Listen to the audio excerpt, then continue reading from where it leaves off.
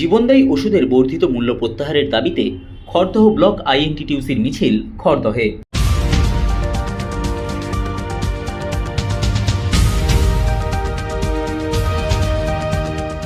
জীবনদায়ী ওষুধের বর্ধিত মূল্য প্রত্যাহারের দাবিতে খড়দহ ব্লক আইএনটিটিউসির পক্ষ থেকে প্রতিবাদ মিছিল আয়োজিত হল খড়দহ আজমচণ্ডীতলা থেকে পাতুলিয়া গ্রাম পঞ্চায়েত পর্যন্ত।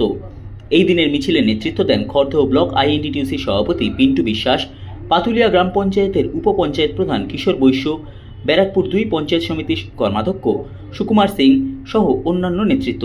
সংবাদ মাধ্যমের মুখোমুখি হয়ে খড়দহ ব্লক আইএনটিটিউসির সভাপতি পিন্টু বিশ্বাস বলেন, আপনারা জানেন মমতা ব্যানার্জির নির্দেশে আপনারা জানেন 778টা নিত্য প্রয়োজনীয় জিনিস ওষুধের দাম যে হারে বৃদ্ধি পেয়েছে।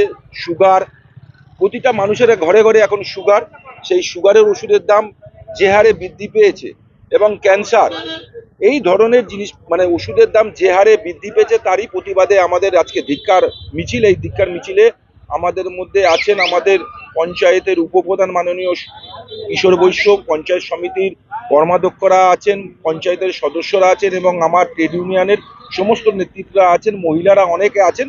আজকে আমরা আমাদের এই পাতুলিয়া অঞ্চলের আজমতলার থেকে পাতুলিয়া পর্যন্ত আমাদের এই ধিক্কার মিছিল আয়োজিত হয়েছে।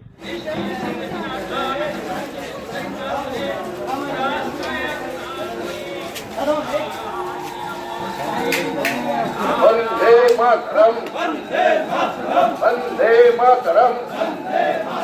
तृणमूल कांग्रेस जिंदाबाद, तृणमूल कांग्रेस जिंदाबाद, ममता बनर्जी जिंदाबाद, ममता बनर्जी। এই জীবনদায়ী ওষুধের দাম বৃদ্ধি হলো কেন? নরেন্দ্র মোদী জবাব দাও। এই দায়িত্ববাদী বিজেপি সরকার এই জীবনদায়ী ওষুধের দাম বৃদ্ধি হলো কেন? নরেন্দ্র মোদীর জবাব দাও। এই নরেন্দ্র মোদীর জবাব দাও।